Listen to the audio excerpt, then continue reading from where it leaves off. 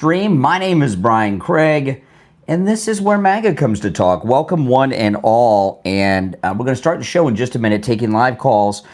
And of course, what we're going to talk about is this incredible Gaza peace plan that the president just unveiled, which was pretty amazing, I gotta say.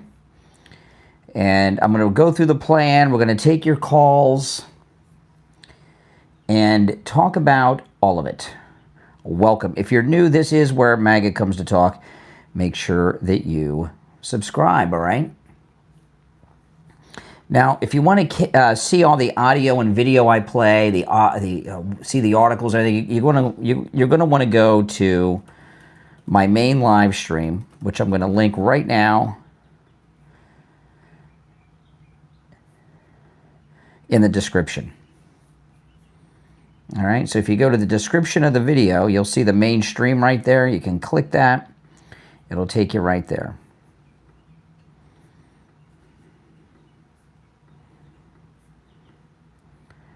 And you can see everything that I show on the main stream. Hey, guys.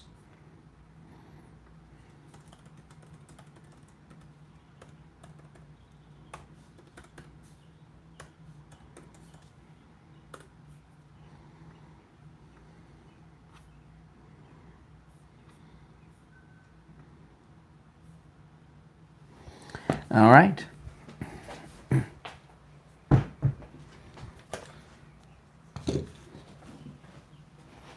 All right, and I'm going to start the main stream, guys. So here we go. Again, if you want to see the audio and the video that I share, the articles that I go over and everything, hop over to my main live stream, which I'm going to start up in just a moment. The direct link is in the description of the video. All right, here we go.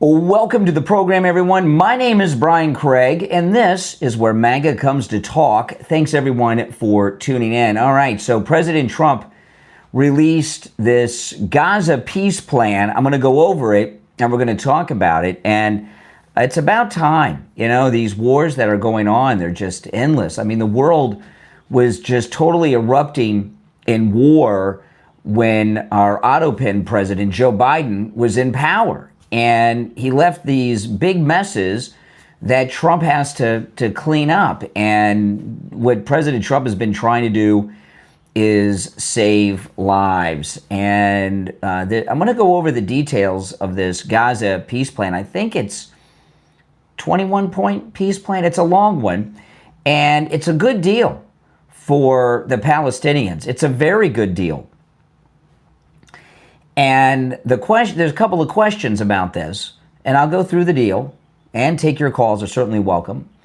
If you're watching live, the toll-free number to call in is pinned in the live chat, 888-465-2631. 888-465-2631. Before I go through this plan, though, a couple things. It's a very good deal. So the couple questions are this. Will the Palestinians accept the deal? And the second one is Netanyahu, is he counting on them not accepting the deal? Because he doesn't think they're going to accept it. He talked about it in the press conference. And I tend to think that it's unlikely too, at least not all of it. But President Trump he was on the phone with Qatar while he was meeting with Netanyahu today. So they got the deal. Now we just got to get the Palestinians to sign off on it. And if you're watching on the live stream with the green screen behind me, hop to my main stream and you can see everything I'm showing and hear the audio. But I want to pull this up and go through it. Because, like I said, it is a very good deal. There's the only reason that the Palestinians would not accept this deal is if they want the war to continue. And who wants a war to continue? So let me go through this. They're saying it's a 20-point peace plan between Israel and Gaza. Okay, President Trump will chair the transition board, which he said he didn't really want to do, but he's gonna do that. And I'm gonna go through these points, and then I'm gonna go through an article I have that gives us a little more detail.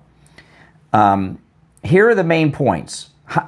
Point 1, hostages and prisoners. All hostages, both alive and deceased, to be returned within 72 hours of Israel's acceptance. In return, Israel will release 250 life sentence prisoners and 1,700 detainees. Well, that's not only is this a good deal for the Palestinians, they're getting the better end of the deal by far, right? I mean, they're getting like almost 2,000 of their prisoners. All military operations will be suspended. The Israeli Defense Forces will withdraw, and that's tied to demilitarized milestones that they're setting up. Gaza's the next point, Gaza's future to become a de-radicalized, terror-free zone under temporary Palestinian technocratic governance with international stabilization forces. Well, that sounds a little complex, but still quite reasonable. Hamas's role? No role in Gaza governance. Members who disarm may receive amnesty or safe passage abroad. You know, you go through this, there's nothing here that the Palestinians could say, at least not so far as we go through this, there's nothing the Palestinians could say, no, can't do it. Just can't be done. Aid and rebuilding. Immediate humanitarian aid, unrestricted distribution through the United Nations, Red Crescent, creation of a special economic zone, and a Trump-led economic development plan to rebuild Gaza. The full release from the White House reads this. Let me go through this. 1. Gaza will be de-radicalized, terror-free zone that does not pose a threat to its neighbors. 2. Gaza will be redeveloped for the benefit of the people of Gaza who have suffered more than enough. This is the White House list here. 3. If both sides agree to this proposal, hold on a second. If both sides agree to this proposal, the war will immediately end. Israeli forces will withdraw to the agreed upon line to prepare for a hostage release. During this time, all military operations, including aerial and artillery bombardment, will be suspended, and battle lines will remain frozen until conditions are met for the complete staged withdrawal. 4. Within 72 hours of Israel publicly accepting this agreement, all hostages, alive and deceased, will be returned. 5. Once all hostages are released, Israel will release 250 life sentence prisoners, plus 1,700 Gazans who were detained after October 7th, 2023, including all women and children detained in that context. For every Israeli hostage whose remains are released, Israel will release the remains of 15 deceased Gazians. I mean, you know, even those of you out there that hate Israel, okay, is there anything here that you could disagree with and say, that's unreasonable, Israel? I don't see how you could. 6, once all hostages are returned, Hamas members who commit to peaceful coexistence and to decommission their weapons will be given amnesty. Members of Hamas who wish to leave Gaza will be provided safe passage to receiving countries. I mean, my goodness, everyone gets a clean slate, everyone's pardoned, everyone gets to start over. 7, upon acceptance of this agreement, full aid will be immediately sent into the Gaza Strip. At a minimum, aid quantities will be consistent with what was included in the January 19th agreement regarding humanitarian aid, including rehabilitation of infrastructure, water, electricity, sewage, rehabilitation of hospitals and bakeries, and entry of necessary equipment to remove rubble and open roads. 8, Entry of distribution and aid in the Gaza Strip will proceed without interference from the two parties through the United Nations and its agencies and the Red Crescent. The Red Crescent is the Muslim version of the Red Cross, if you don't know. In addition to other international institutions not associated in any manner with either party.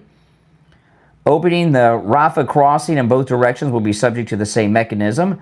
9, that's a pretty detailed agreement here. Gaza will be governed under the temporary transitional governance of a technocratic, apolitical Palestinian committee, whatever that is, responsible for delivering the day-to-day running of public services of municipalities for the people of Gaza. This committee will be made up of qualified Palestinians and international experts with oversight and supervision by a new international transitional body known as the Board of Peace, which will be headed and chaired by President Donald J. Trump, with other members and heads of state to be announced, including former Prime Minister Tony Blair. Oh, Tony Blair's like a fungus. He's one of those things that just never goes away. This body will set the framework and handle the funding for redevelopment of Gaza until such time as the Palestinian Authority has completed its reform program, as outlined in various proposals, including President Trump's peace plan in 2020 and the Saudi-French proposal, and can securely and effectively take back control of Gaza. This body will call on best international standards to create modern and efficient government that serves the people of Gaza and is conducive to attracting investment. You know, you look at this, what's Israel getting? You know what they're getting? Nothing. Well, they're getting these hostages back, which they should get anyway, and that's a good thing, but they're really not getting anything. Everything is being handed to the Palestinians. How can they turn this deal down? Do you think let me ask you guys this. Do you think the Palestinians will accept this deal? Do you think that President Trump thinks the Palestinians will accept this deal or not? If you're on hold, hang in there. The number's toll free, 1-888-465-2631, 888-465-2631. 10, a Trump economic development plan to rebuild and energize Gaza will be created by convening a panel of experts who have helped birth some of the thriving modern miracle cities in the Middle East. Many thoughtful investment proposals and exciting development ideas have been crafted by well-meaning international groups and will be considered to synthesize the security and governance frameworks to attract and facilitate these investments that will create jobs, opportunity, and hope for the future of Gaza. I mean, this is like winning the lottery if you are a Palestinian in Gaza. 11, a special economic zone will be established with preferred tariff and access rates to be negotiated with participating countries. 12, no one will be forced to leave Gaza, and those who wish to leave will be free to do so and free to return. We will encourage people to stay and offer them the opportunity to build a better Gaza. 13, Hamas and other factions agree to not have any role in the governance of Gaza, directly, indirectly, or in any form. All military terror and offensive infrastructure, including tunnels and weapon production facilities, will be destroyed and not rebuilt. There will be a process of demilitarization of Gaza under the supervision of independent monitors, which will include placing weapons permanently beyond use through an agreed process of decommissioning and supported by an internationally funded buyback and reintegration program, all verified by the independent monitors. New Gaza will be fully committed to building a prosperous economy and to peaceful coexistence with their neighbors. I'll go through the rest. I just want to say this, what this deal reminds me of, it reminds me of the days of Arafat. Israel was always, and the United States were always offering all these deals to Arafat, and he would never accept them. They would offer them everything you want because they want the war to continue. So, what's gone on here is President Trump has come up with this deal that's too good to turn down. And what I think Netanyahu is thinking is they're not going to accept it. If they accept it, fine. They probably won't. And when they don't accept it, the world will know that they're not interested in any type of peace. They just want to keep killing Jews. And that, you know, we're going to find out real quick which way this is going to go. Now, if you'd like to call in, the number is toll-free, 1-888-465-2631, 888-465-2631. If you're watching live, the number's pinned in the live chat. You're on the air. What's your name? Where are you calling from? Hi, how are you, Greg? Yes, my name is Javier Castellón, and I wanted to put my grain of salt. The media, I was watching the media, they're all bent out of shape with this possible peace deal that's going out with Israel. And as you know, the political war and the spiritual war, they go hand in hand, you know? Yeah. And I just wanted to mention something really quick about confession, that the devil's going to throw all kinds of obstacles and thoughts for you not to go to confession. Remember, the priests have heard it all. You will come out feeling light and joyful with a burden of your shoulders. You will ask yourself, why didn't I do this before? And now my advice is don't talk about it, because it's spiritual war. Just go ahead and do it. And no, well, you're right. I went to confession on Saturday before Mass, and you're right. Oh, you did? Yeah, and I talked about it a little bit this morning. I had not realized this, but before I thought it had been like 6 years since I've been to confession.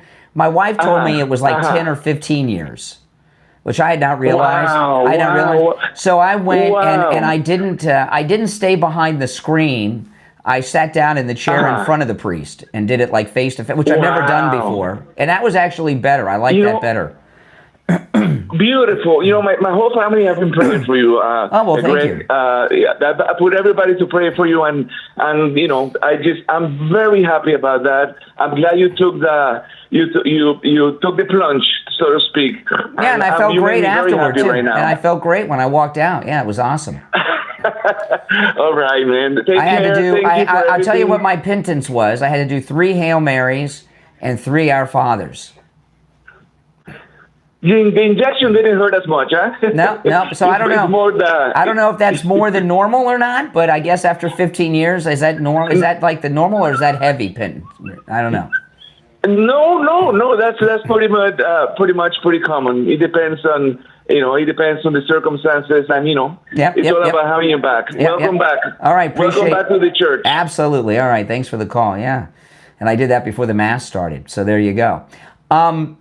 But getting back to this, people forget during the reign of Arafat, right, with the PLO and all that stuff, they had endless meetings, and remember the Dayton Accords and all this stuff, and then Arafat came to the White House when Clinton was president, and it was very controversial because he wanted to bring his pistol, Arafat, so they let him, and there was all kinds of craziness with Arafat coming to the White House, if you remember.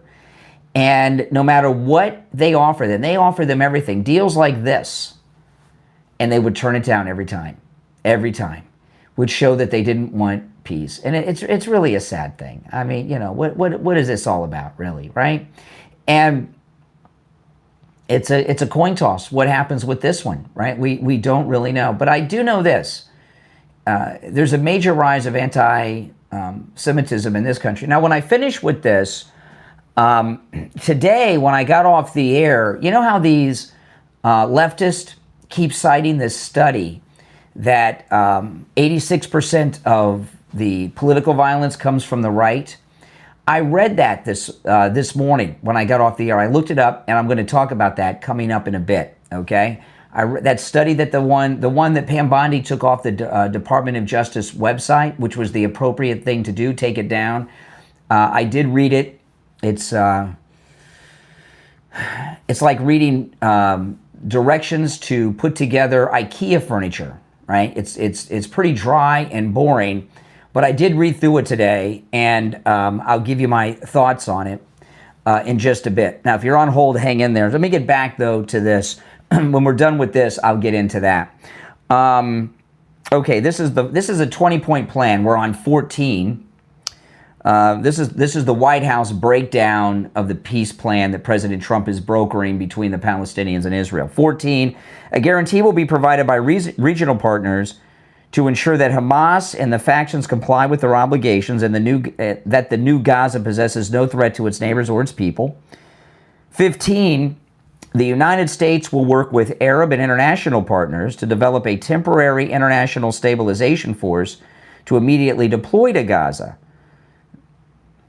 This force will train and provide support to vetted Palestinian police forces in Gaza and will consult with Jordan and Egypt, who will have extensive experience in this field. This force will be the long-term internal security solution. The ISF will work with Israel and Egypt to help secure border areas, along with newly trained Palestinian police forces.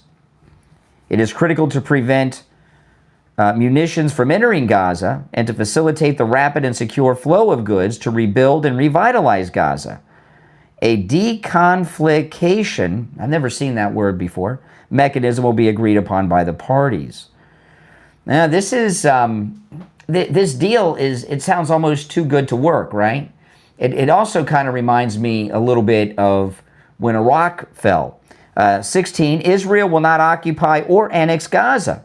As the ISF establishes control and stability, the IDF will withdraw based on standards, milestones, and timeframes linked to demilitarization that will be agreed upon.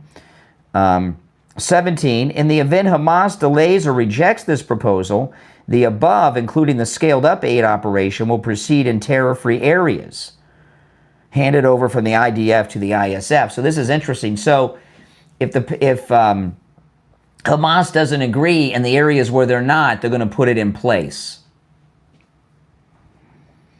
18, an interfaith dialogue process will be established based on the values of tolerance and peaceful coexistence to try to change mindsets and narratives of Palestinians and Israelis by emphasizing the benefits that can be derived from peace. 19, while Gaza redevelopment advances and when the PA reform program is faithfully carried out, the conditions may finally be in place for a credible pathway to Palestinian self-determination and statehood, which we recognize as the aspiration of the Palestinian people. And finally, the final point, 20, is this.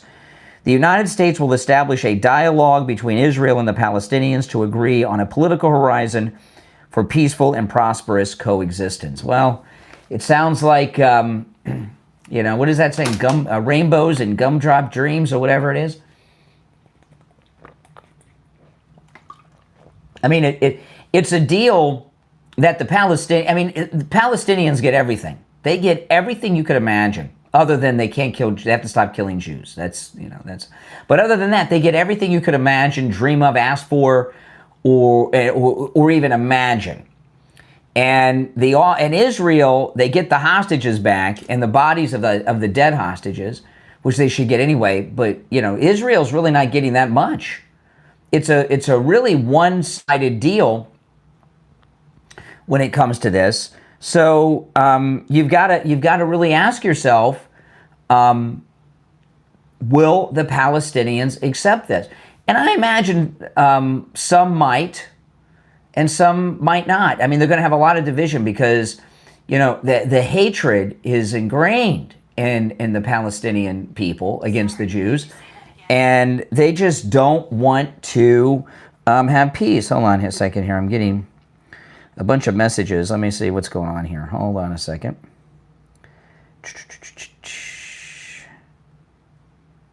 All right. Well, so we'll follow it. We'll keep following it. But you know, I don't imagine that even the Israeli-hating liberals can take issue with this. They're even talking about Palestinian statehood, which they've been talking about forever and a day. So before I get it, if you want to call in about that, you're certainly welcome to do so. The number's pinned in the live chat. If you're on hold, hang in there. The number's toll-free, 1-888-465-2631.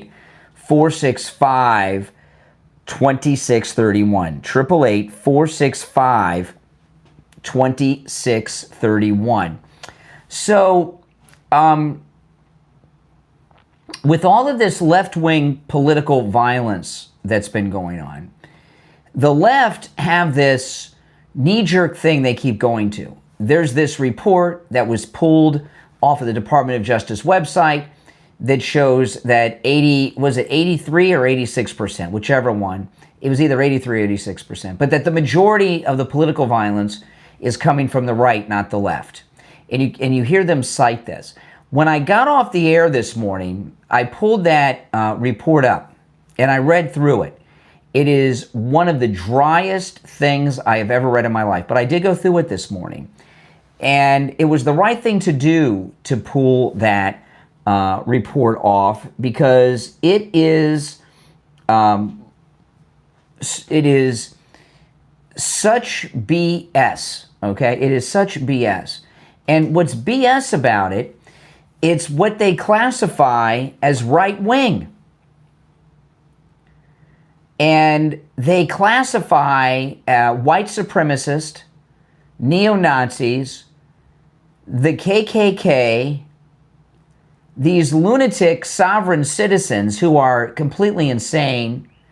You know, go on, when you're done watching me, don't do this now, but when I'm done here on this stream, go on YouTube and look up sovereign citizens.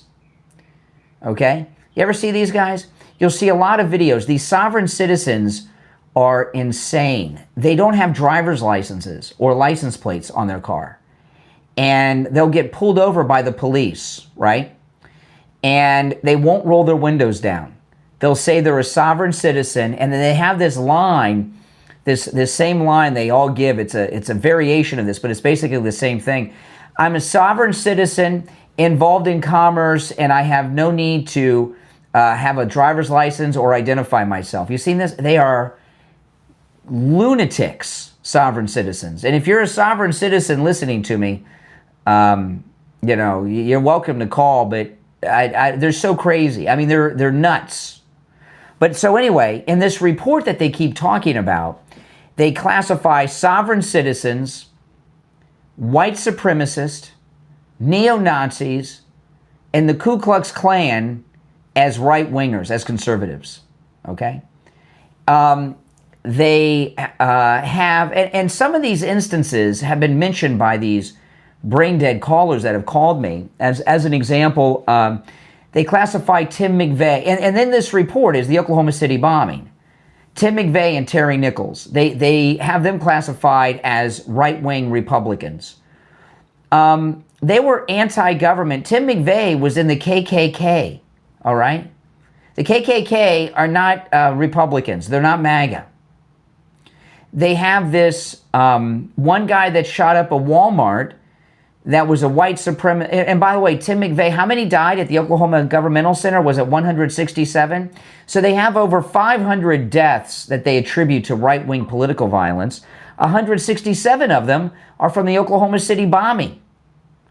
Then they got this train event. They got this guy in a Walmart that are neo-Nazis, white supremacists now that obviously murders and mass murders were committed by these people. I'm not denying that. But their definition of what somebody from the right is not in reality. The Ku Klux Klan, the neo-Nazis, the white supremacists are not right-wingers, okay? They're not Republicans, and they're certainly not MAGA. And a lot of these instances happened in this report before the MAGA movement even existed.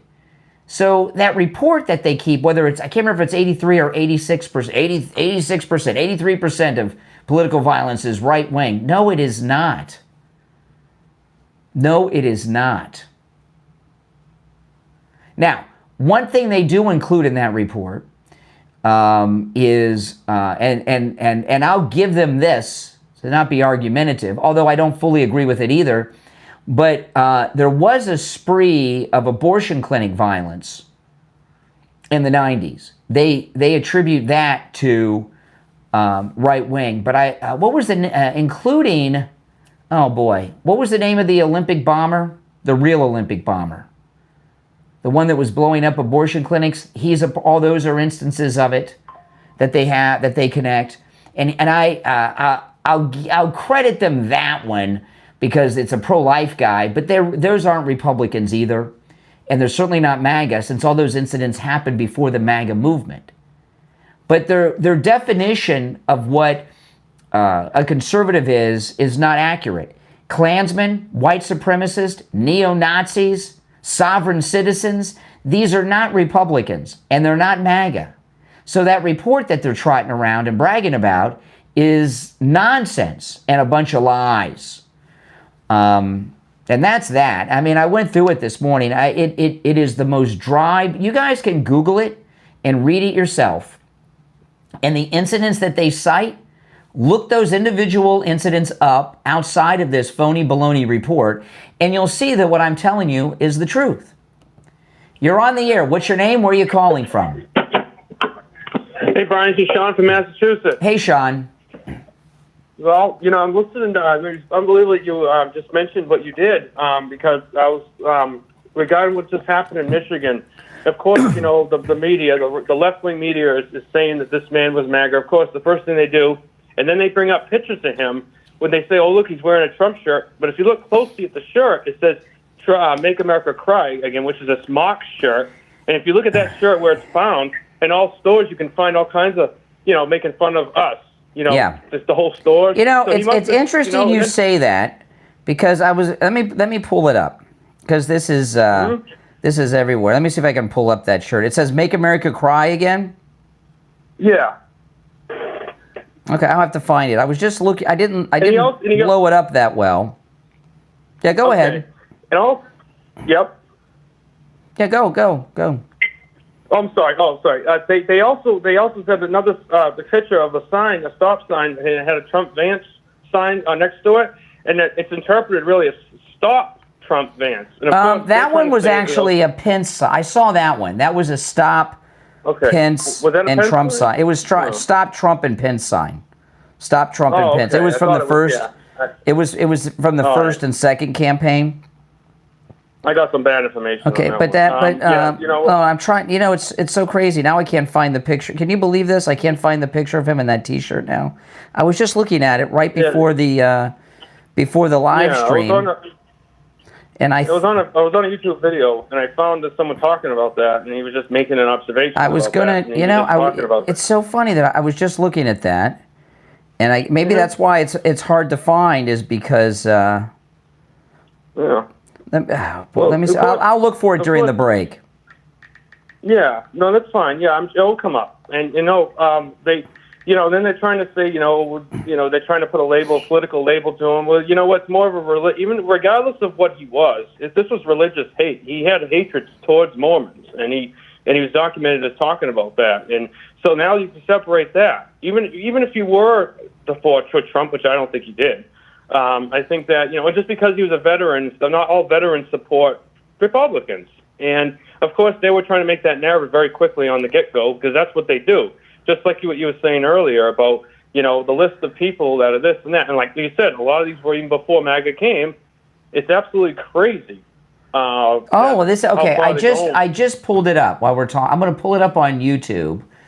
And you are absolutely correct. Okay, so this is the guy from the Michigan Mormon Church, and you got to blow it up, and the resolution gets a little grainy, but it's Trump 2020, Trump's with a cigar, and it says "Make America Cry Again." So so what does that mean? And the picture is not complimentary of Trump; it's insulting of Trump. It's insulting. Make America Cry Again. So that's an anti-Trump shirt that he's wearing. Yes, sir. Mm-hmm. Yeah. Well. And unbelievable, isn't it? And actually, it was a guy, a content creator named Metatron. He's a really cool guy, and he pointed that out. He usually doesn't do that stuff like that, but he's obviously towards the right more. So Make America Cry Again. Yeah, that I would definitely say that is an anti-Trump shirt. Yeah. Right. Because if you go to those sites, right, the same website that you'll find that shirt says "No Kings," no kings of this. You know how they used to say the "No Kings" thing, and then democracy doesn't have a king. Yeah. There's not one king and stuff. So they got a whole bunch of shirts just like that on one of those sites, and that shirt is on there. I don't even know if let me look. I'm just going to Google "Make America Cry Again" and see what comes up when I Google. The story of him, and what he did comes up. Then some people selling merch with that on it on Etsy. Yeah. They sell them on eBay. Yeah. So I don't know. I don't think as MAGA people we want to make America cry. We want to make America great again and happy. Right. Why would a MAGA person want now if we said make Democrats cry, make liberals cry, but it doesn't say that. It says make America cry. That's what it says. And of course, the first thing that they think that everybody's stupid, and we're not stupid. Yeah. Well, that's a good catch. That's a good catch. I appreciate it. No problem. And you know what? Because they're going to try and do that, and they've already tried it. I think it's been knocked down. Well, maybe if not already, it's soon to be knocked down. Because all you got to do is just do a little looking into, zoom in, investigate. Well, I'm going to look into that some more because in this age of AI, I don't believe anything I see online. I can't. I don't. Do you? Yeah. Aren't you guys kind of that way too? I am suspicious of everything. It's not easy. But here's the thing. Okay, one of the things that that report that they removed from the Justice Department. Go look it up, and you'll see what I said is true. I don't know about this picture because I would have. I'm suspicious of it because we're just hearing about it now. I think we would have heard about it sooner because the picture's been there. So I question any of these images that we see. But here's the thing. Okay, here's the thing. What they're doing is they're taking. I mean, all crimes, all death, all murder is tragic. Don't misunderstand what I'm saying. But they're taking random criminal activities and applying political motivations to them. Somebody just ran a red light. Are they MAGA? Are they liberal? Look, MAGA's running red lights. Liberals are doing running stops and stop signs. There's a difference between random criminal activity that's even sadly deadly, like in Michigan, and a political assassination. And the attack on the ICE facility and, of course, the assassination of Charlie Kirk are political events, as opposed to some guy that didn't like Mormons, who was a crazy person, right? So the guy's politics in Michigan, I don't really think are in play, because not even at all.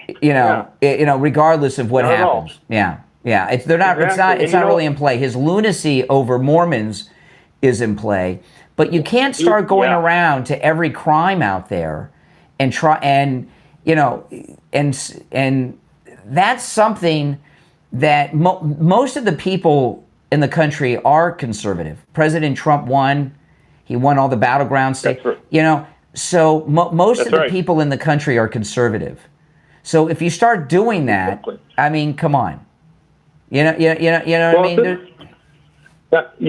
Well, if this helps you at all, I was told, I heard, now you can look into this too, that picture that I told you was on his Facebook page. Now I just saw another picture where it said, make liberals cry again. See what I mean? There's two different versions of this picture that I've already seen online.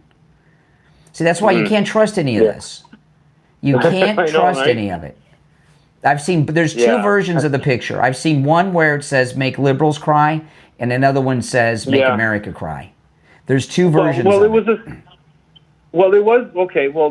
guy that he was interviewed, and he said he had talked to this guy days before he committed this crime, and he was doing campaigning. He's a local politician. He's on some ward where he was living, and he was saying that he came across this guy, and he was having a friendly conversation. He said the guy seemed really nice, but then all of a sudden, he was nice to his daughter, his daughter with special needs and everything, and then all of a sudden he started getting into this Mormon stuff. I saw that. Talking about how they saw that. Yeah. But I'm gonna say, I'm gonna say, when it comes to this T-shirt, I'm very suspect.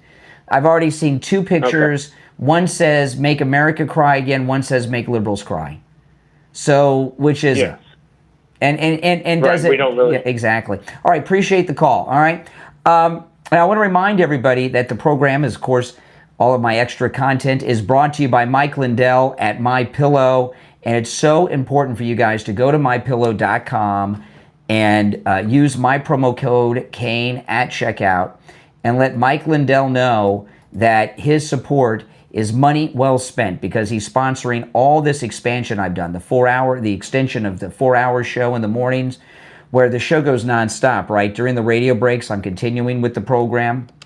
And also, of course, my afternoon show here, my podcast and weekend show, all brought to you by Mike Lindell at mypillow.com. So it's important for you to go to mypillow.com and use my promo code Kane at checkout, Kane, and let Mike know that his support is money well spent. We'll be right back.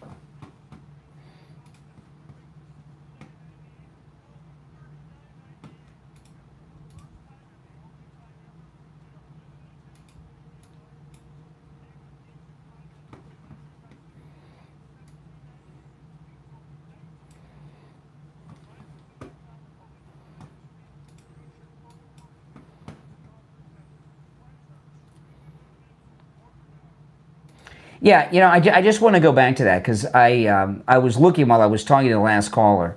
There are images both ways of that picture. So I took the picture, I retweeted it, I untweeted it. And you got to be very, very careful, guys, to fall into these rabbit holes that people are going into and trying to assign politics to every single activity that someone takes. Because you just can't do that with everything. The Charlie Kirk event, that was a political event. This other stuff is not necessarily. The ICE is obviously a political thing, all right? You got to be very careful with that. So Joy Reid, this is hilarious. Joy Reid brings on this Muslim guest. Listen.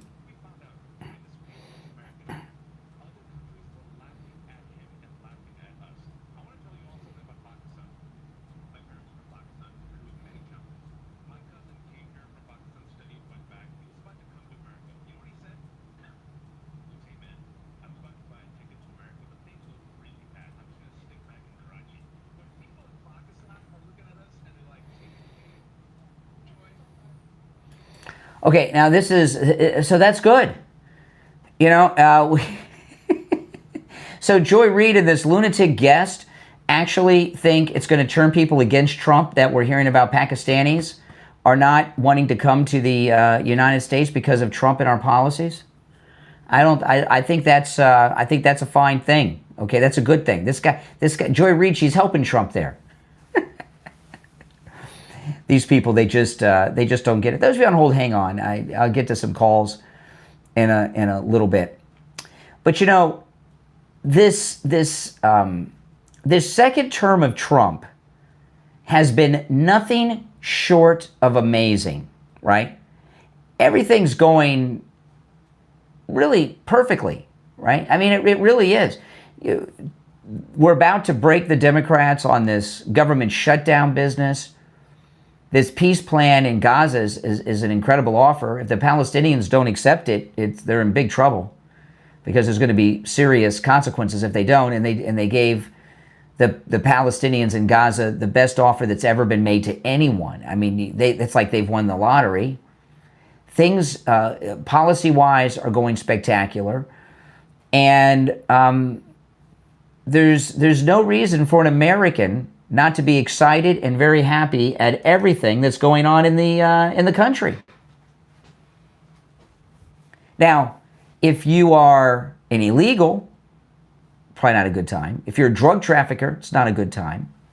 If you are a human trafficker, modern-day slaver, or sex trafficker, business isn't so good. But if you're a good person and you're in the country legally, things are going great. And you really want to enjoy every second of this second term of President Trump. And the reason you do is because there's never going to be a president like this again.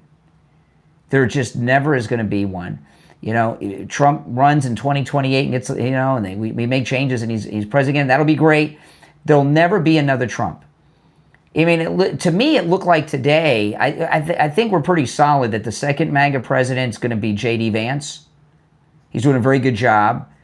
And I noticed, I saw this today when they, before the president and Netanyahu came out, and I've seen this a few times, J.D. Vance came out with Marco Rubio. It's like they've teamed up. Do you see them being running mates? You see them being running mates? J.D. at the top of the ticket, Marco Rubio is his vice president. And they both are from two important states, J.D. from Ohio and Marco Rubio right here in Florida. And he's very popular here in Florida. That's an unbeatable team right there, especially when you look at what they've been doing. You know, Marco Rubio, as the Secretary of State, is involved in these incredible negotiations that are going on all these different international events, from the tariffs to this thing today. I mean, there's I don't like that Gen X would be taking second seat to some millennial, but that's okay. And we've got this great bench of people, right? We've got J.D. Vance, we've got Marco Rubio, we've got Pete Hegseth, and there's a whole bunch more. We've got a great bench of up-and-coming superstars in the MAGA movement. Who do they have on the left? Ilhan Omar? AOC? Gavin Newsom? Who do they have? They've got no one. And they've got nothing. Now, the only thing that they have right now as of today that's going in their favor, as of today, is Zohan in New York City. Now, this is a big problem. Now, Adams dropped out of the race over the weekend, and it was just a bizarre and pathetic withdrawal from the race. Okay? And he didn't endorse Governor Cuomo. And I know CNN, they're running with these polls. Well, the polls haven't really been moved. Zohan's still ahead. He's way ahead. So the question is, what is the Democrat Party machine going to do? You know, the New York Party machine, the New York Democrat Party machine is probably the most corrupt political machine in the country.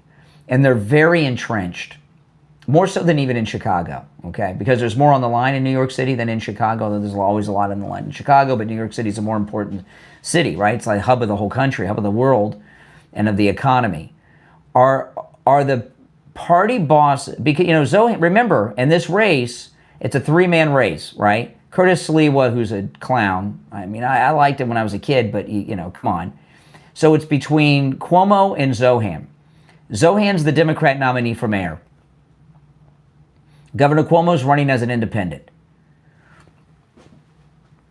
The reason that Mayor Adams dropped out is not because he wanted to. The political machine cut off his funding for his campaign. He said in his withdrawal that he didn't have money to run a campaign. He didn't have money to run a campaign. You know, that controls it. So the entrenched Democrat party bosses, are they going to let their Democrat nominee, Zohan, win? Because if they win, if the Democrats win, if Zohan wins, these corrupt party bosses are going to lose control of their corrupt political machine there that they make all kinds of money on. Remember when President Trump was delivering all that stuff in his first term during the lockdowns, and it was all disappearing out the back doors of all the hospitals and everything? Zohan and his guys come in, they're going to lose their corrupt political business. And even though Governor Cuomo is running as an independent, not as a Democrat, he's still part of the Democrat Party machine. Right? So what are they going to do? Now, the president said, he posted this on Truth, that he'll cut all federal funding to New York if Zohan wins. And that's great, but he'll already have been the mayor. And my guess would be, we don't really know because there haven't been any moves made, but they obviously, cutting off the funding to Mayor Adams, they forced him out of the race. It shows what kind of power they have. They just brought down the sitting mayor of the city, right? He made that weird video with the big blown up photograph of his mother sitting on the steps. It was very strange. Steve Kane or Steve Kane iPhone? Well, I guess I'm going to have to call Steve after the podcast, after the show.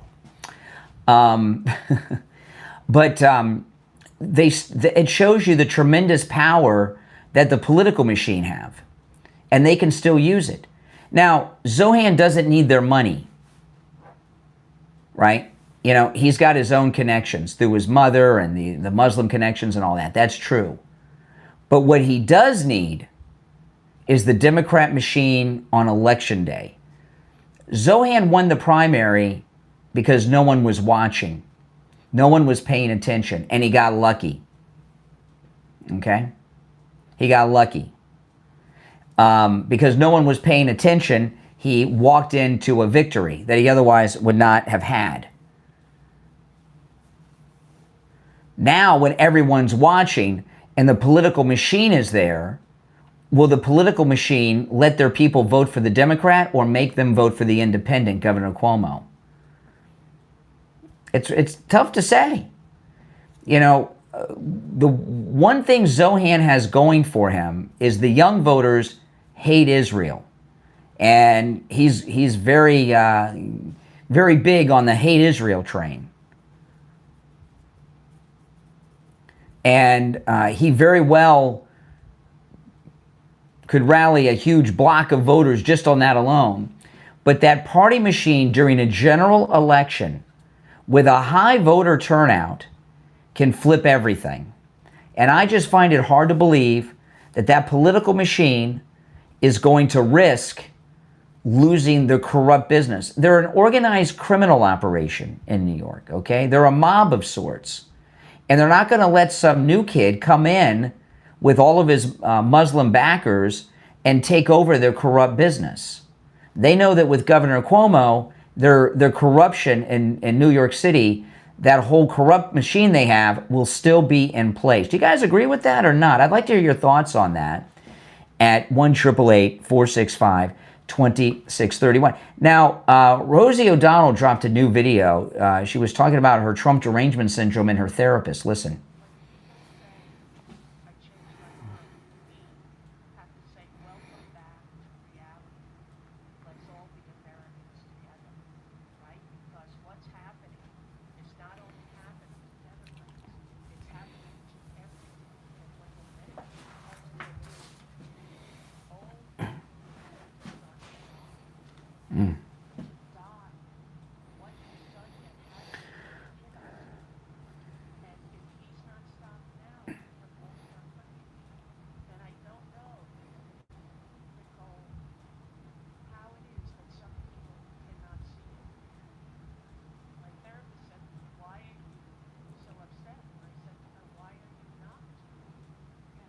She's giving therapy to her therapist. She's on with Nicole Wallace on her podcast. Yeah, I have that conversation too, because the gaslighting that you're alluding to, if you're a thoughtful or person, you stop and say, well, maybe it is me. Yeah. You know you're nuts when you think you're the therapist of your therapist in a therapy session, okay, Rosie O'Donnell? And, you know, I thought she went to Ireland to get away from President Trump, and she's going to therapy to talk about him in Ireland? She has some deep-seated mental issues. She really does. I mean, you know, she's gone all the way to Ireland, and her whole life still revolves around President Trump. That's hardcore Trump derangement syndrome. You're on the air. What's your name? Where are you calling from? Hello? Yeah, you're on the air. Yeah, I'm Dennis from Portland, Oregon. Hey, what's up? Oh, just hoping Trump sends the National Guard here very soon, because it's been, pretty bad here. Yeah. Well, when you say bad, what's so bad in Portland? What are you experiencing? Well, back in 2002, we had the, Summer of Love, and, they destroyed Portland. Yeah, but that was 23 years ago. I mean, right now. What's going on right now? the same thing. That was back in 2002. They started the Summer of Love in Portland. Well, I agree. You know, I got a call this morning from a young guy in Portland. He told me it's like the safest city in America. Oh no, it's not. We got I didn't think so. We got so many druggies here, and too many people on drugs, and the Democrats created the homeless industrial complex. What I've been told, now this is what I've been told by someone I know, okay, they own a business in Portland. And they told me the homeless in Portland are unlike any other homeless you've ever seen. They're not like wino types, right? They're into drugs and things. They have computers and online jobs and such, but they're homeless. And it's just a different, that it's a lifestyle in Portland, homelessness. Well, back in 2002, Soros and the Democrats, they decriminalized small amounts of drugs in Portland. Yeah, that's right. And that created, there's like 6,000 homeless in Portland. Wow. In the Portland area, and they spent $746 million last year. $126,000 a day in administration fees alone. That's amazing. Just administration cost. Yeah. And they're crying they're $23 million short this year. Well, you know what I have been trying to figure out, and I really don't have an answer for this. What is it about homeless people and criminals that Democrats love so much? Well, they're making a financial gain off it.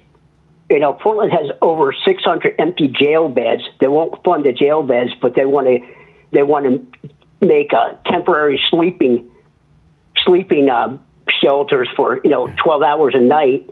That's not going to solve the homeless problem. Yeah. No.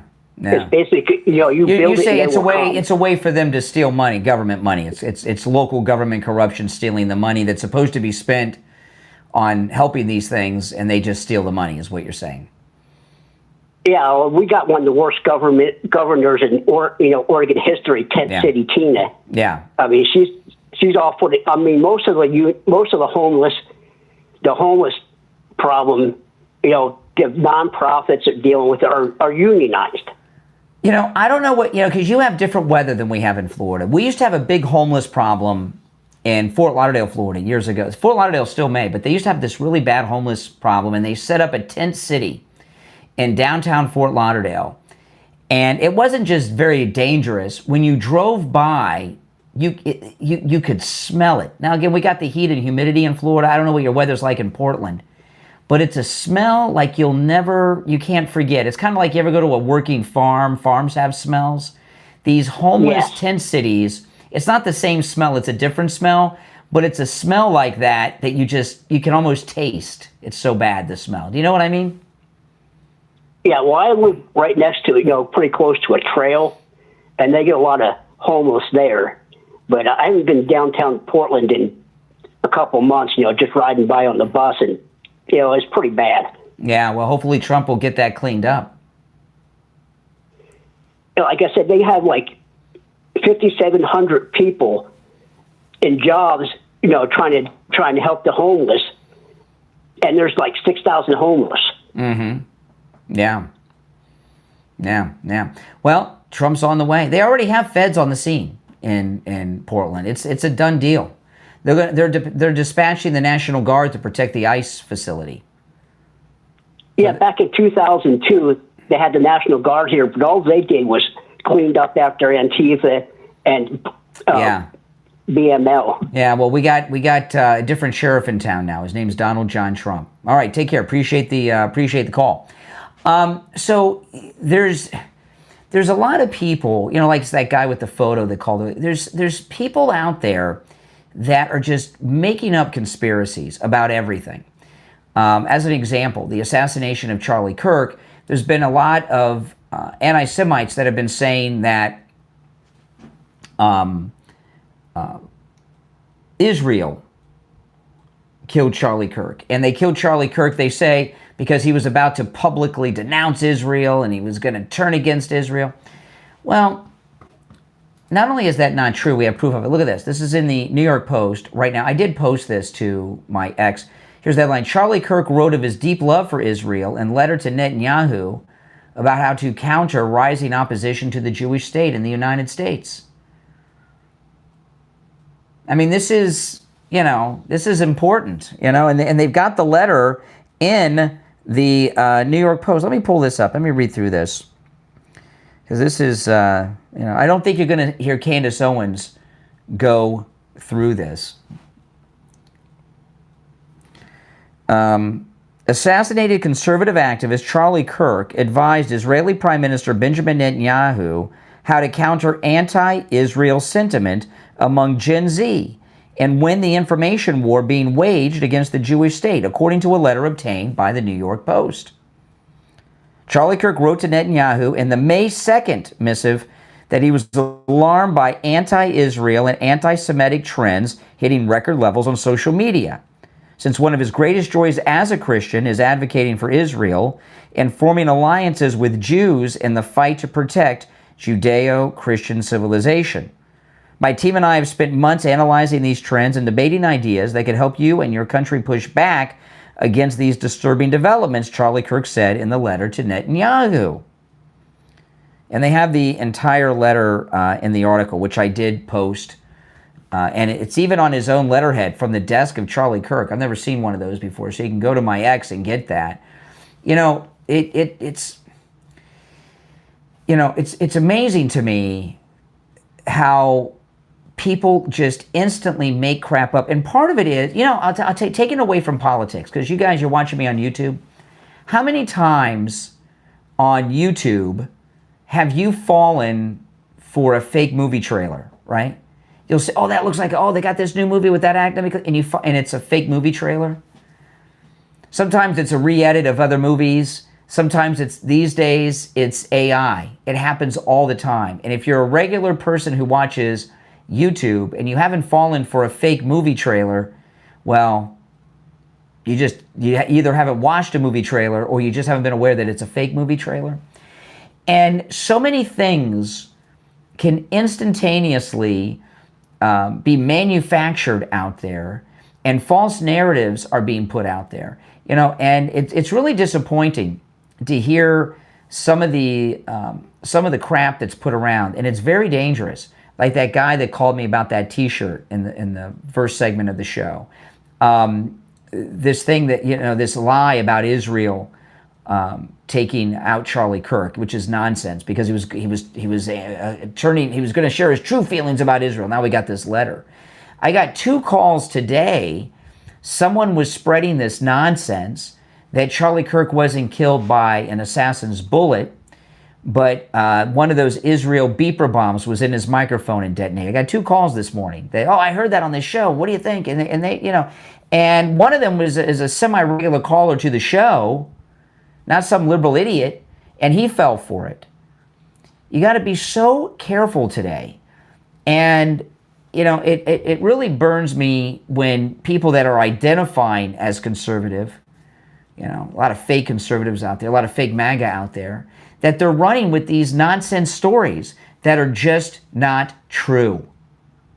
And they don't care, whether it's for their agenda or to get views and clicks and retweets and all this stuff, whatever it is, people are instantly making crap up. And because of the technology, they're able to make up things to back up the lie that they're promoting on a dime very quickly. Another thing, too, is I hear a lot of these, there's this, this is an old trend that disappeared for a while. And I've heard Candace Owens do this a lot yesterday. My sources tell me, like they've got, now there's this thing Candace Owens was talking about the other day, that Charlie Kirk was catching on to some financial irregularities at Turning Point, and people were getting upset with him, and he was going to put together, he was forming his own Doge to look where the money was being spent. So what are they suggesting? That he was assassinated by people within Turning Point? Is that what she's suggesting with that? The rise of the new media isn't to be fake news. And, I was watching Theo Von interviewed Ben Affleck recently. Or at least I saw the interview recently. I'm not sure when the interview was done, but I saw this interview with Ben Affleck over the weekend by Theo Von.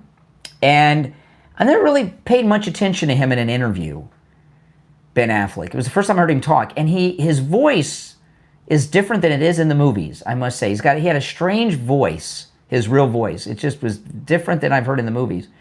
But he was talking about his career. He didn't say what movie it was, but he said he couldn't get a job for a long time because he had a movie that didn't perform well. He had a movie that bombed, right? And he said in Hollywood, there's no seniority, you're not building up points. You can have endless hits, you get one bomb and you're done. And a lot of people that are in the new media, okay, there's a drug to their retweets, their shares, and their view count. And and oftentimes they're like, okay, if I do this video today and I talk about all this crap that I'm making up, with like some of these things I just mentioned, this is what a lot of people are doing. I'm going to get a lot of views. They don't care about being truthful. They don't care that they're lying.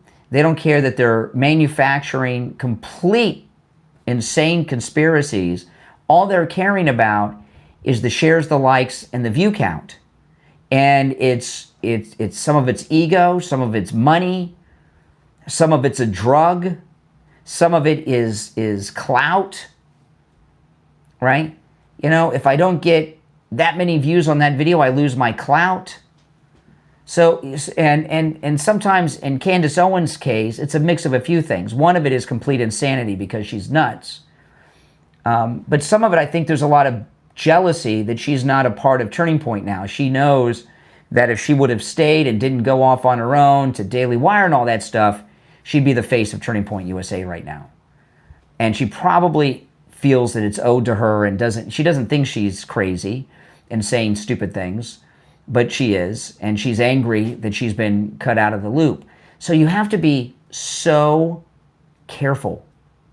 You have to be so careful because there's so much of this going on. And, like a couple days ago, the second gunman theory with Charlie Kirk. And then I get calls from people, oh, no, I saw this guy online. He's a Army Ranger sharpshooter, and he knows about shooting and angles, and this is his analysis. First off, how do you know that any of that resume is true? And even if it is, why do you believe him? Right? I mean, we all saw what happened. The Kennedy assassination, they didn't have high definition 4K back then. We've seen, sadly, unfortunately, I wish I would not have seen it, but I did. We've seen Charlie Kirk's assassination in high definition. We all saw it. We know what happened. Got hit in the chest, bullet ricocheted to the neck. It's god-awful and terrible. It was not an explosive beeper bomb. Candace Owens thing that there was a trapdoor, a guy came out of the tunnel the other day, a second go. Now, with that being said, I do believe there was a wider conspiracy around his assassination. I don't think it was just this punk liberal with the transgendered boyfriend. I think it's a little too convenient that they had two guys claiming responsibility for the assassination on the scene. One of them said he was doing that to buy time for the assassin to escape. I don't think that's a coincidence that those two guys were there independently, just happened to be there and were distracting the few police officers that were there. I don't believe any of that. But these other things that people are floating around, like that thing with you got to be so careful today. And, if we're going to be the new media and we're going to challenge the fake news media, you can't jump on. Not everything that you hear online, shocker, is true. All right, so let me get to a couple things. Back to Zohan. Now I'll just play this and we'll talk about it. This is Zohan.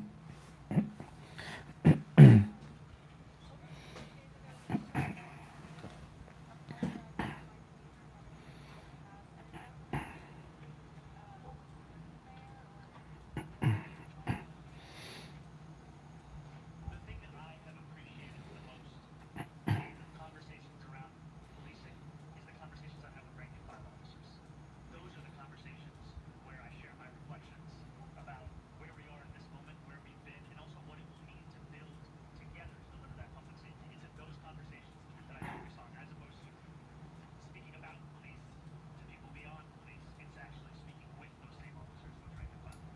You know, this guy Zohan, he has a talent. He says a lot, but doesn't really say anything, right? He speaks nonsense. He's worse than Obama. These are all word salads. And to your average Gen Z liberal, he's making all kinds of sense. He's trashed the cops. He's talked about defunding the police. He talks about how as a Muslim, you got to be, I don't know what the police are doing to hurt Muslims in New York City. What about 9/11?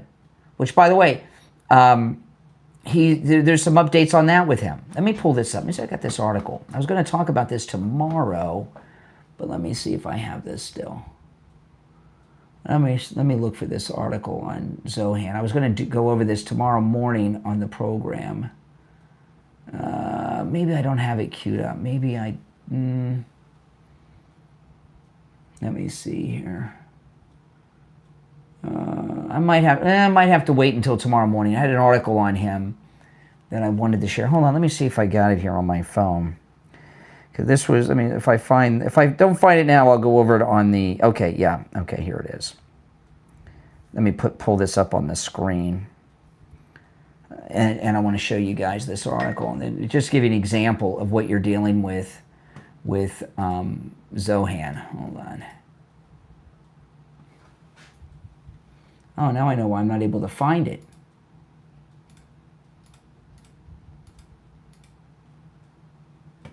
I have tweeted this story twice, and it's not coming up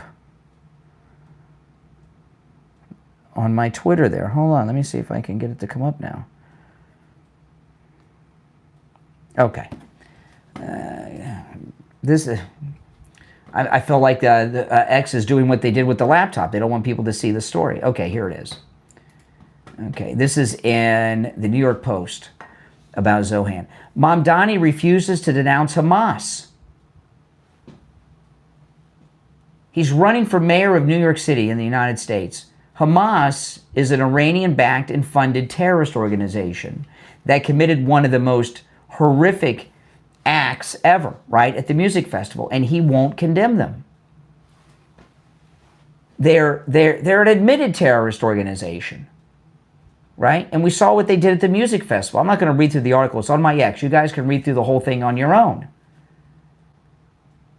The question that I haven't heard anyone ask him, he won't condemn Hamas, he won't condemn the Intifada. Has he condemned 9/11? And has anyone asked Zohan if he condemns 9/11?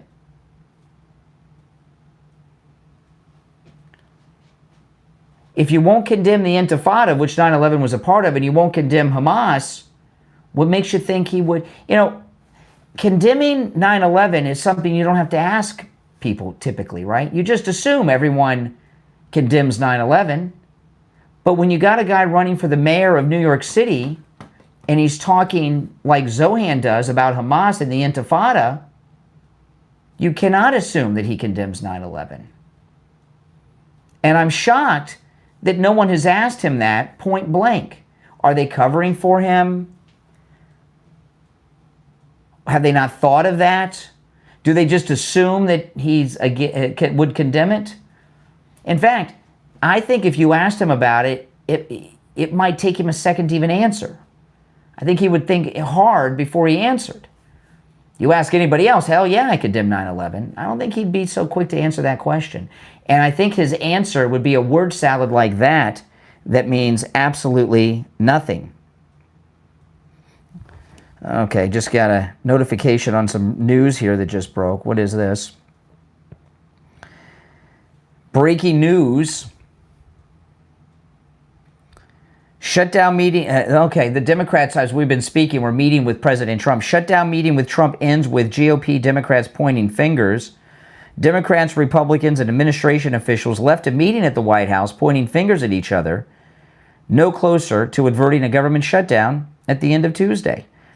Schumer, standing with Hakeem Jeffries, said leaders have very large differences on key issues, including the health care provisions Democrats have been demanding. That's the health care for the illegals. And Trump's ability to claw back previously appropriated funds. Vice President Vance accused Democrats of making unreasonable demands and said, I think we're headed to a shutdown. Yeah, that's fine. Shut it down. In fact, keep it shut down until the midterm elections. You know, remember, when they have a government shutdown, they only shut down non-essential services. If the government were shut down for 6 months or a year, the chances are you and I would not even notice it. There's nothing that's going to shut down that's going to affect any of our lives. Because most of what they do, anything that's an essential service continues, right? So shut it down, call their bluff, and let people see how little the government plays a role in their life. And then we'll get what we want. So no, having a government shutdown is a win for Trump. Don't you guys agree? Now, if you're new to my program, make sure that you subscribe and like the video. My name is Brian. This is where MAGA comes to talk. And remember, go to mypillow.com, use my promo code Kane at checkout, Kane, and let Mike Lindell know that you support this program by going to mypillow.com and buying his great products. There's great deals going on right now. The free shipping offer is still in effect. And you can use my promo code Kane on all the specials and all the sales at mypillow.com, no matter what it says. And let Mike Lindell know that his support of all of my content is well placed and money well spent. Promo code Kane, Kane, at checkout at mypillow.com. All right, guys, I'll see you next time. Thanks for watching.